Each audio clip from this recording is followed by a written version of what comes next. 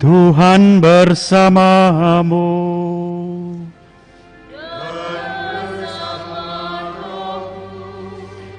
Inilah Injil Yesus Kristus menurut Matius.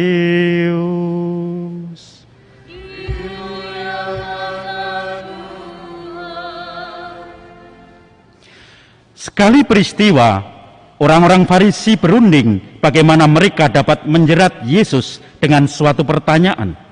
Mereka menyuruh murid-murid mereka bersama orang-orang Herodian bertanya kepada Yesus, "Guru, kami tahu engkau adalah seorang yang jujur, dengan jujur mengajarkan jalan Allah, dan engkau tidak takut kepada siapapun juga, sebab engkau tidak mencari muka. Katakanlah kepada kami pendapatmu. Bolehkah membayar pajak kepada kaisar atau tidak?"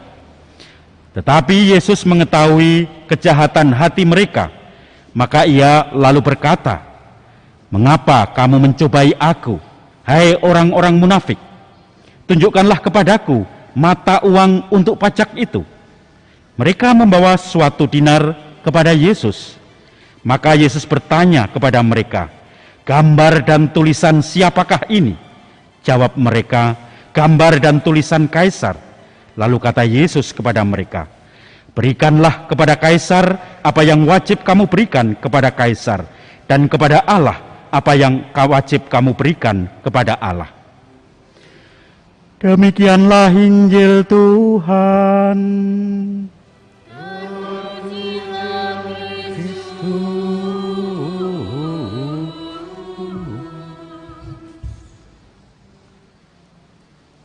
Bapak, Ibu, saudara-saudari yang terkasih di rumah, apa kabar? Baik-baik? Luar biasa, Tuhan menyertai kita. Bapak, Ibu, saudara-saudari yang terkasih, hari ini kita bersyukur bersama Tuhan di dalam Ekaristi ini. Sebelum saya memulai dengan homili, saya pakai hand sanitizer dulu supaya kita sehat dari COVID. Nah, saudara-saudari yang terkasih, siapa yang SMA tahun 90-an itu menjadi pelajar yang suka lagu rock? Saya teringat pada waktu itu seorang cewek yang penyanyi rock terkenal, Nicky Astria. Jarum neraka, jarum neraka. Tetapi ada satu lagu yang saya sesuai dengan khotbah saat ini, yaitu uang. Uang bisa bikin orang senang tak terbayangkan. Uang bisa bikin orang lupa mabuk kepayang, lupa sahabat dan lupa ingatan, lupa saudara dan bahkan lupa ingatan. Oh, uang, lagi-lagi uang. Mana ini masih uangnya? Oh, lagi-lagi uang. Oh, saudara-saudari yang terkasih, pagi ini saya mandi uang. Ini uangnya kru Riana yang saya pinjam sebelum misa. Bahkan sekarang orang pada rame-rame mencari uang 75 ribuan yang sesi khusus. Saya sudah punya sebelumnya. Ya, ini uang yang kalau disetel ada lagu Indonesia Rayanya. Nah, katanya, tetapi saya belum pernah nyetelnya. Saudara-saudari yang terkasih, uang di mana-mana, apalagi uang ini. Euro di mana-mana dicari. Dolar saya tidak punya. Ini ada uang mana lagi? Saya lupa karena pinjaman-pinjaman ya. Ini uang New Guinea. Nggak tahu apa-apa New Guinea atau mana. Yang jelas mandi uang pagi ini semuanya membuat kita senang. Membuat kita lupa saudara, lupa sahabat, lupa teman-teman, dan akhirnya kita lupa semuanya, mabuk kepayang. Saudara-saudari yang terkasih, uang bisa untuk membayari demo. Akhirnya orang pada demo, makan, bisa membayari orang untuk memilih saya ketika saya ikut pilkada. Uang bisa dibayar untuk menjatuhkan nama orang lain. Buser-buser dalam internet, semua menyebarkan berita bohong tentang seseorang. Dibayar, ada proposal, dan semuanya bisa didapat. Uang bisa dipakai untuk cara menjatuhkan orang lain. Kita sudah mulai mendekati orang lain, kita kasih uang, kita kasih harapan, kita kasih semua harta benda, lalu kita cerita tentang si A yang jelek, si B yang tidak baik, maka orang itu pun akan ikut dengan kita. Uang, lagi-lagi uang.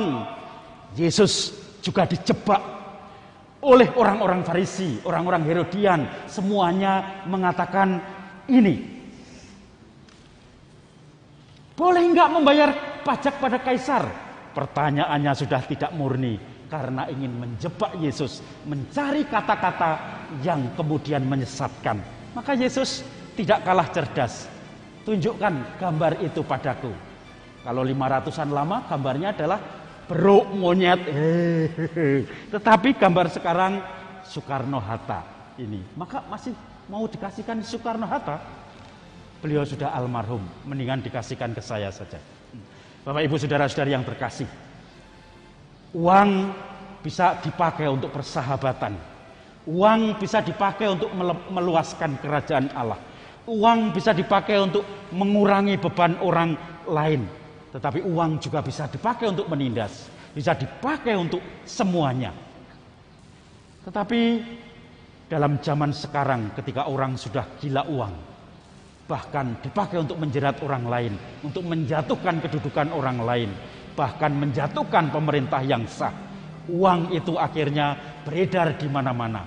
Bahkan menjelang kampanye kebanyakan orang mencetak uang palsu. Uang palsu yang dipakai untuk membiayai seluruh kampanye-kampanye. Kita ingat serangan Fajar dan seterusnya. Kita ingat juga ketika orang, kalau yang kemarin ada film yang terkenal Butejo, dia suaminya mau menjago lurah, maka kemudian dikasih namanya bukan uang sogok, tetapi itu katanya untuk persaudaraan. Bahasanya macam-macam, tetapi yang jelas uang ini menjadi segalanya. Bahkan orang yang ditahan pun lari ke luar negeri bisa masuk lagi karena uang, miliaran. Dan penegak-penegak hukum kita juga semuanya terlibat karena uang.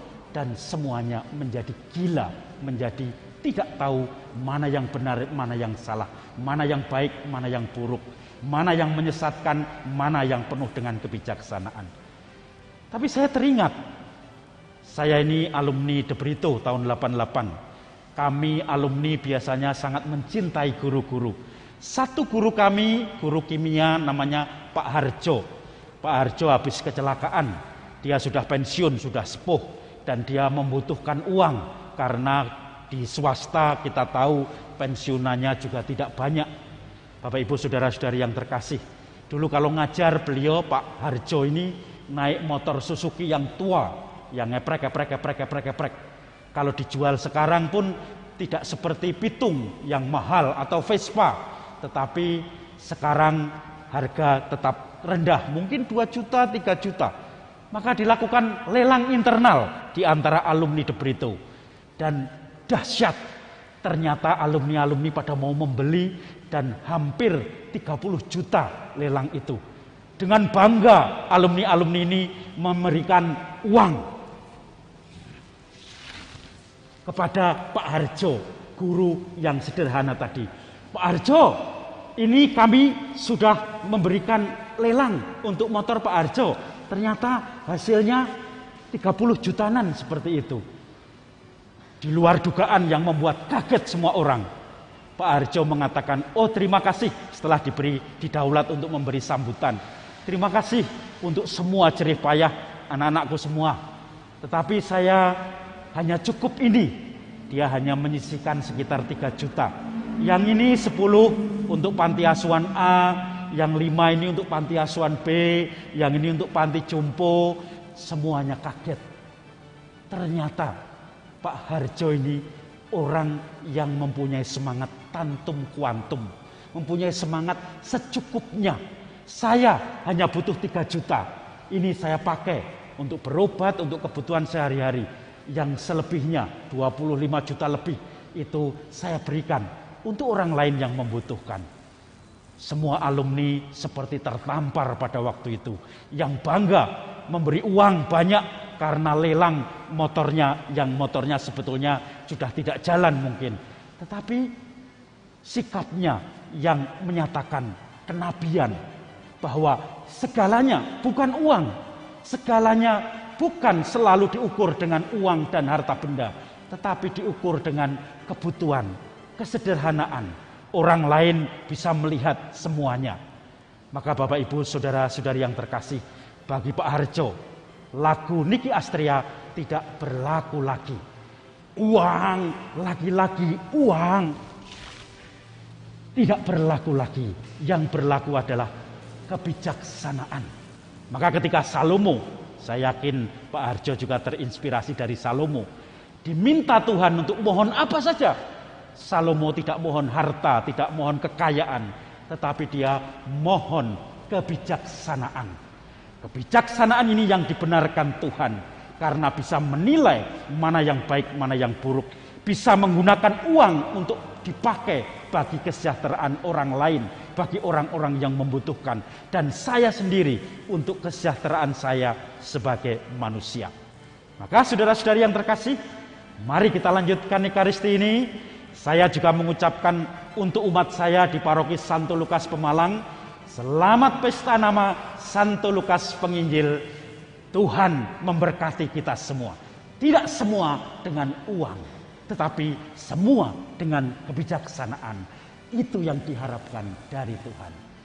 Amin.